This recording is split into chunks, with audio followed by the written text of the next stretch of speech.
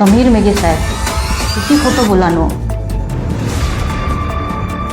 2023-24 मध्ये आम्ही चौकशी केली आणि या एका वर्षीमध्ये जवळपास 16 कोटी रुपयाचं मोठ्या प्रमाणे घोटाळा झाला. अध्यक्ष महोदय, 23-24 मध्ये बोखारा ग्रामपंचायत मध्ये सरपंच कोणाचा होता? आपलाच. बोखारा ग्रामपंचायत मध्ये बहुमत कोणाचं? आपलं. त्या विधानसभेमध्ये येणारा गाव बोखाऱ्यामधला तिथला आमदार कोण? आपण. मग एवढं सगळं असताना 16 करोडचा बोखारा ग्रामपंचायत मध्ये घोटाळा झाला कसा समीर मेघे साहेब? आपल्यालाही कळेल की 10 वर्षापासून आपण कोणत्या आमदाराला निवडून देत आहोत. 2 ते 3 असे ठेकेदार आहे की तेच कामं करत आहेत आणि ते ठेकेदार कोणाचे पी आहे, कोणाचे नातेवाईक आहेत याची सुद्धा चौकशी लवकरच कुंदा राऊत लावेल. जो चोरी करेगा वो डरेगा. कुंदा राऊत ने चोरी की नहीं, वो डरेगी नहीं, वो लड़ाई लड़ेगी और अंत तक लड़ेगी. नमस्कार, मी कुंदा राऊत, नागपूर जिल्हा परिषद माजी उपाध्यक्ष. आजचा माझा हा व्हिडिओ हा अत्यंत महत्त्वाचा आहे आणि महत्त्वाचा याच्यासाठी आहे की 2-3 दिवस अगोदर हिंगणा विधानसभेचे आमदार समीरजी मेघे साहेब यांनी विधानसभेमध्ये बोखारा ग्रामपंचायतच्या घोटाळ्याचा प्रश्न उचलला होता आणि त्या घोटाळ्यामध्ये माझं नाव गुंतवण्याचा त्यांनी प्रयत्न केला. म्हणून हिंगणा विधानसभेच्या सर्व जनतेला मी विनंती करेल की माझा हा व्हिडिओ आपण शेवटपर्यंत बघावा, कारण आपल्यालाही कळेल की 10 वर्षापासून आपण कोणत्या आमदाराला निवडून देत आहोत. समीर मेघे साहेबांनी विधानसभेमध्ये उचललेला प्रश्न क्रमांक 1. लक्षवेधी 4 समीर मेघे. लक्षवेधी क्रमांक 4 अध्यक्ष महोदय वितरित केलं बरोबर. अध्यक्ष महोदय, माझ्या हिंगणा मतदारसंघामध्ये बोखारा ग्रामपंचायत आणि या ग्रामपंचायतीमध्ये अध्यक्ष महोदय 2023-24 मध्ये आम्ही चौकशी केली आणि या एका वर्षीमध्येच जवळपास 16 कोटी रुपयाचं मोठ्या प्रमाणे घोटाळा झाला. अध्यक्ष महोदय, समीर मेघे साहेब किती खोटं बोलानो. 23-24 मध्ये बोखारा ग्रामपंचायतमध्ये 16 करोडचा घोटाळा झाला असं आपण विधानसभेमध्ये मांडत आहे. समीर मेघे साहेब, 23-24 मध्ये बोखारा ग्रामपंचायतमध्ये सरपंच कोणाचा होता? आपलाच. बोखारा ग्रामपंचायतमध्ये बहुमत कोणाचं? आपलं.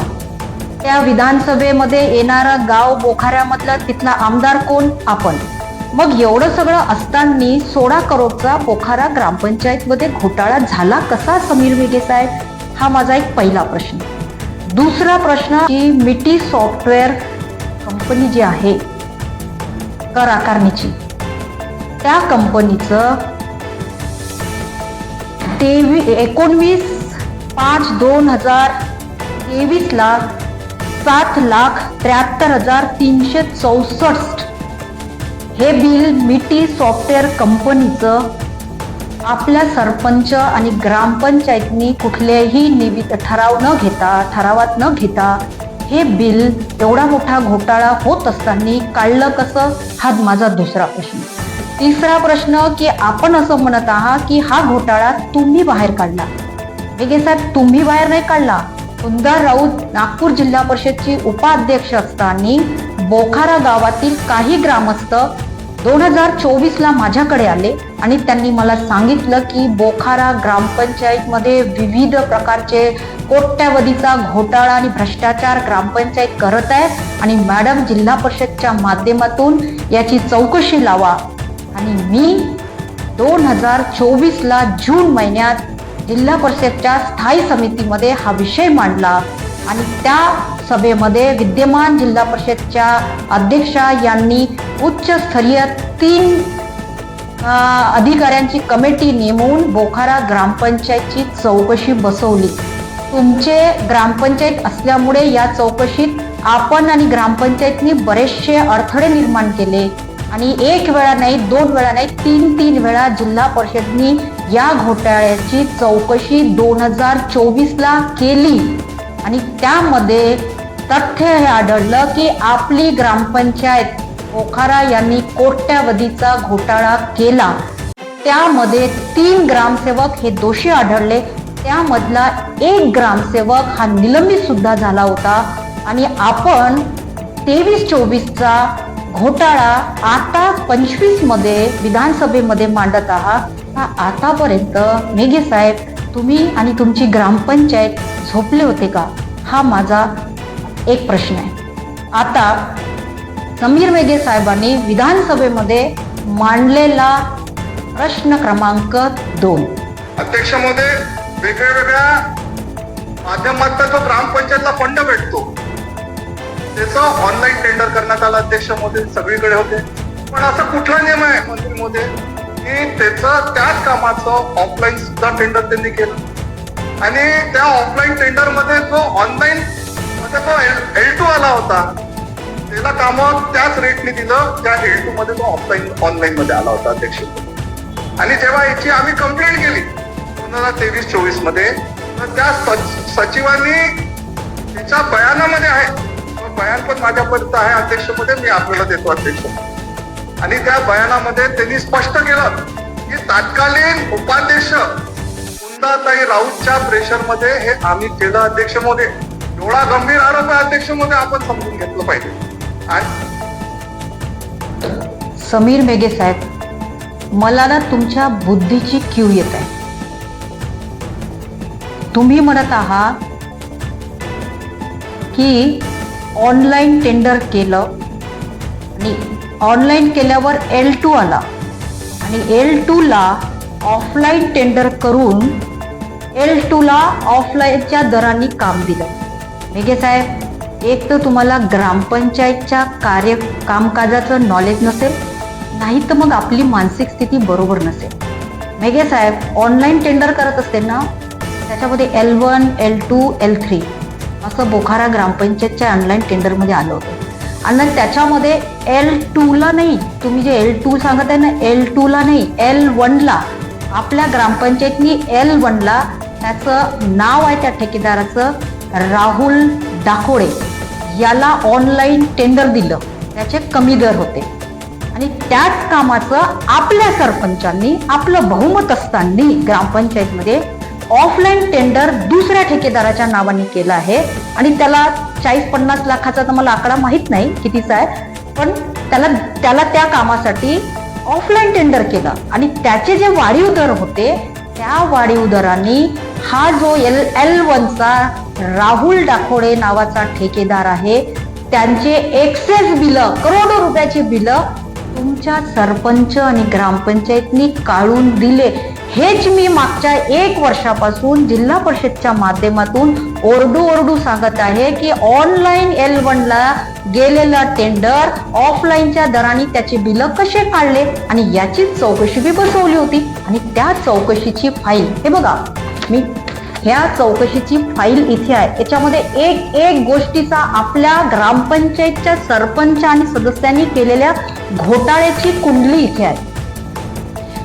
आता त्याच्यामध्ये तुम्ही म्हणत आहात की एका ग्रामसेवकांनी माझ्या नावे पत्र लिहून दिलं की कुंदा राऊतनी दबाव टाकला म्हणून मी केलं, असं तुम्हाला म्हणायचं आहे.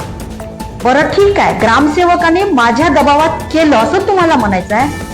मग सरपंचांनी आणि तुमच्या ग्रामपंचायतनी ठरावामध्ये त्या ऑफलाईन टेंडरचा ठराव कसा घेतला हो मेघे साहेब? आणि ठराव घेतल्यावर हा जो करारनामा आहे की नाही ऑफलाईन टेंडरवाल्याला दिला, त्यामध्ये ग्रामपंचायत सरपंचांनी सही कशी केली हो मेघे साहेब? मग तुम्हाला काय म्हणायचं आहे की सरपंच आणि ग्रामपंचायतवर मी दबाव टाकला आणि ग्रामपंचायतच्या मीटिंग मध्ये जाऊन बसली, तिथे मी ठराव लिहिला, बहुमताने ठराव पास करून घेतला, असं तुम्हाला म्हणायचं आहे? बोलत असताना आमदार आहे तुम्ही, त्या पदाची तर काहीतरी गरिमा ठेवा मेघे साहेब.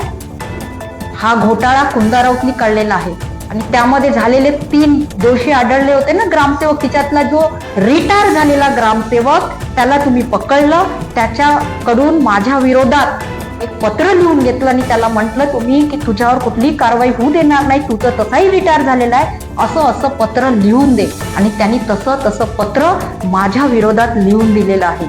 एक रिटायर झालेल्या ग्रामसेवकाकडून.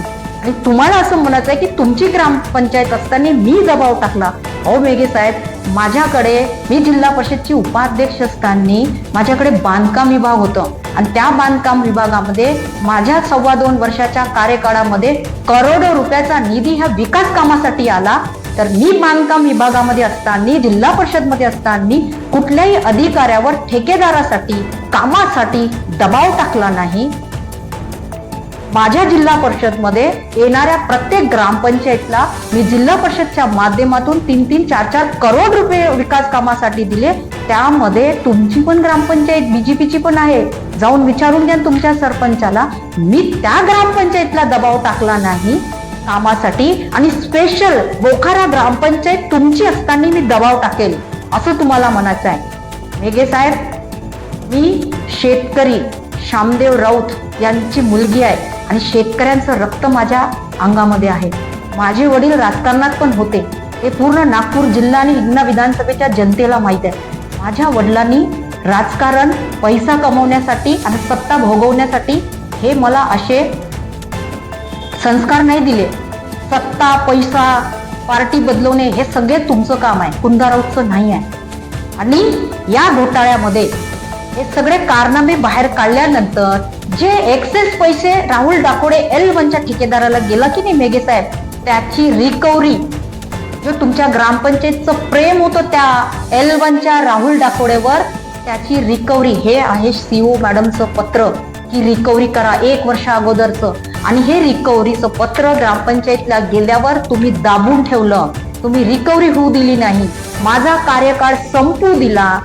आणि आता 2025 मार्च मध्ये स्टंटबाजी करायसाठी, आपल्या लोकांनी केलेले घोटाळे दाबण्यासाठी तुम्ही विधानसभेमध्ये हा चुकीचा विषय मांडला आणि खोटे नाटे आरोप माझ्यावर लावले.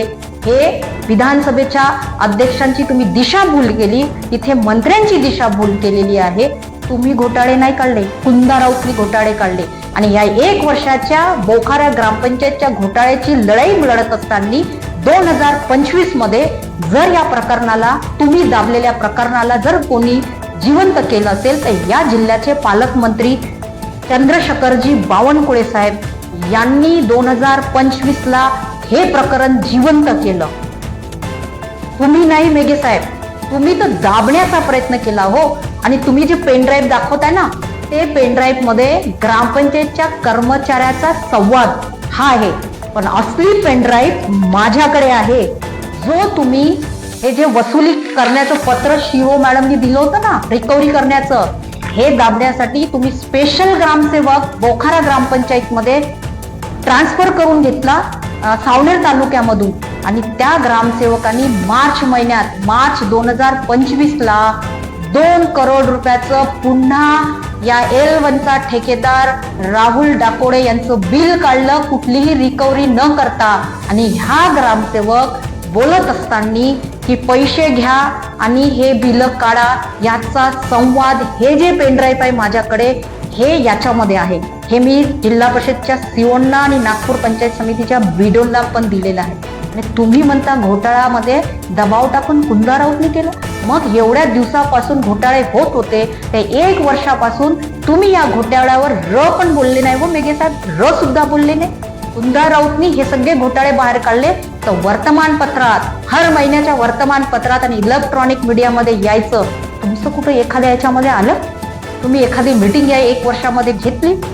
आणि सप्टेंबर, ऑक्टोबर, नोव्हेंबर मध्ये हे सगळे चौकशीचे अहवाल जिल्हा परिषदला होते, वारंवार पेपरमध्ये येत होतं. मग नागपूरमध्ये हिवाळी अधिवेशन झालं, त्या अधिवेशनामध्ये तुम्ही ह्या घोटाळा का उचलला नाही, हा माझा एक प्रश्न तुम्हाला आहे.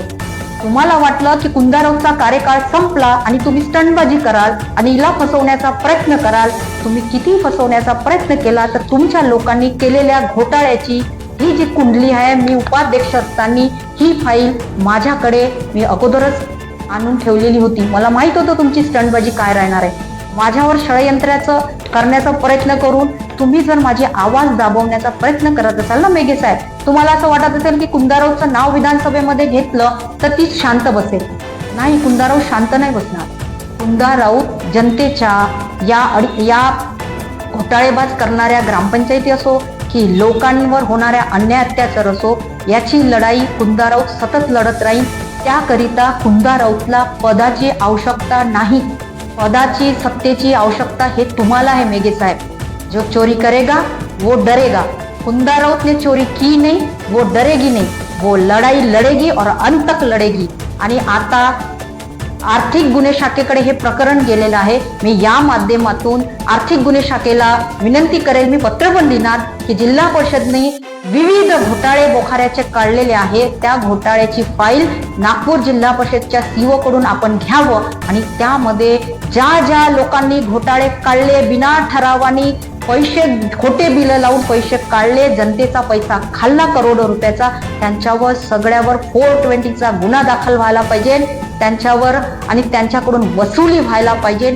आणि असेच घोटाळे हिंगणा विधानसभेमध्ये नगर परिषद, नगरपंचायती अशा काही आहे की विकास कामाच्या नावावर कोट्यवधीचा भ्रष्टाचार त्या नगरपंचायत, नगर परिषद मध्ये होत आहे आणि तिच्यामध्ये ठराविक 2 ते 3 असे ठेकेदार आहे की तेच कामं करत आहे आणि ते ठेकेदार कोणाचे पीए आहे, कोणाचे नातेवाईक आहे, याची सुद्धा चौकशी लवकरच कुंदा राऊत लावेल. आणि नगर विकास मंत्री एकनाथजी शिंदे साहेब यांना सुद्धा पत्र देतील आणि या जिल्ह्याचे पालकमंत्री महोदय असो की राज्याचे मुख्यमंत्री महोदय यांना मी पत्र देऊन हिंगणा विधानसभेमध्ये येणाऱ्या नगर पंचायत, नगर परिषद मध्ये विकास कामाच्या नावावर करोडो रुपयाचा घोटाळा करणारे कोणाचे पीए आहे याची सुद्धा चौकशी मी लवकरच लावणार.